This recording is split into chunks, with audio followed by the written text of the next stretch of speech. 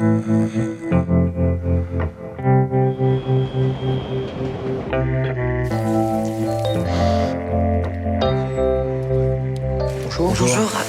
J'ai un problème de sommeil. J'ai un problème de sommeil en ce moment. Parce que en ce moment, je dors tout le temps. Je dors pas bien du tout. La position dans laquelle vous vous sentez le mieux, c'est la position de leader, de suiveur. D'accord.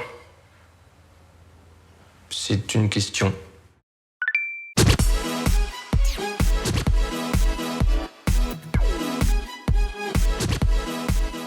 Deux mois. Soyez vous-même ou sinon, devenez-le. Après le péril jeune, chacun cherche son chat, Paris ou encore ma part du gâteau, l'histoire d'amour entre Cédric Klapisch et Paris continue. Et on peut dire que le bougre, 58 ans il y a peu, n'a rien perdu de son acuité. Il filme la solitude de deux êtres, voisins, destinés à se rencontrer, mais séparés par l'urbanité, les transports, le travail, les réseaux, les écrans, bref, du pur Klapisch. Elle dort tout le temps, il ne ferme pas l'œil de la nuit. Elle est chercheuse dans un laboratoire médical, il travaille pour une gigantesque plateforme de vente en ligne. Elle habite sous les toits, il vit dans l'immeuble moderne d'à côté. Trentenaire esselée et neurasthénique, Mélanie et Rémi se croisent chaque jour et ne se voient pas. À travers leur parcours parallèle de zombies du métro, boulot, dodo, réseaux sociaux, se dessine un Paris de cage à lapins, une société de branchés au web, déconnectée de la vie de quartier. L'anonymat de Paris n'est pas une fatalité ou une raison de sombrer, mais l'opportunité de se libérer, se reconstruire et se surprendre. Le vide peut soudainement être habité par une rencontre avec un commerçant ou un chat. Et l'horizon, plus ou moins dégagé que les héros observent depuis leur petit balcon, est celui de toutes les possibilités. Le film est ainsi l'histoire de deux personnes qui doivent d'abord apprendre à tenir debout, seules, et s'aimer elles-mêmes avant d'envisager d'aimer autrui. Sur le papier, c'est niais, mais à l'écran, c'est infiniment touchant et sobre. Le réalisateur n'est pas intéressé par les étapes de la séduction et les crises et passions qui en naissent inévitablement. Il l'a déjà longuement raconté dans la trilogie L'Auberge espagnole, Les poupées russes et Casse-tête chinois. Ici, il raconte ce qui arrive avant et ce qui se passe chez deux personnes avant l'histoire d'amour. Cédric Klapisch parvient à imposer sa petite musique, faite de sentiments contenus et de sourires discrets.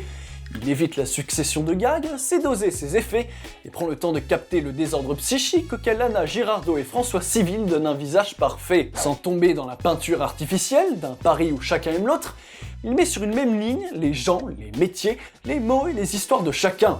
Et parce qu'il se concentre sur quelques personnages, et pas une armée comme dans Paris, il trouve un équilibre entre eux et entre l'humour et le sérieux, sans jamais se contenter de les manier comme des clowns ou des simples clichés. Le charme du film doit beaucoup à ses principaux interprètes, Anna et François, pour qui Cédric l'a écrit. Tous les deux, déjà l'affiche de Ce qui nous lie, sortie en 2017, montre la même aisance dans un délicieux alliage d'émotions et de sourires. À leur côté, une pléiade de bons acteurs donne immédiatement une étoffe à ces personnages, comme François Berléand et Camille Cotin, incarnant ces professionnels de l'écoute et du discernement dans un mélange parfait de bienveillance et de drôlerie. Ou encore Simon Abkarian, le charismatique épicier dont le magasin à tout de la caverne d'Ali Baba. Sans oublier René Le Calme, l'inénarrable Madame Renée de Chacun cherche son chat, à qui Cédric a confié un petit rôle pour la 6e et dernière fois. Cette dernière s'étant éteinte en juin dernier, à 100 ans. Derrière ces airs de comédie romantique, Deux mois est presque une anti-comédie romantique.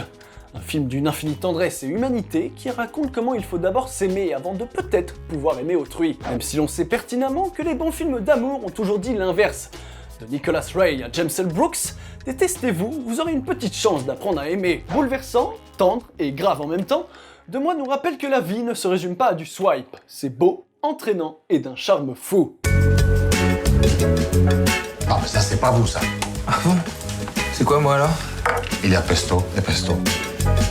Il ne suffit pas d'avoir compris le problème pour pouvoir régler le problème. Et en même temps, il est absolument nécessaire d'avoir compris le problème pour pouvoir le régler. Le problème. Ah non, pas ça. Ça c'est pas vous ça. Faites confiance à la vie. Et vous avez le droit d'être heureux. Vous avez le droit d'être heureuse. Bah oui, tu vois, hein. Tout arrive. Just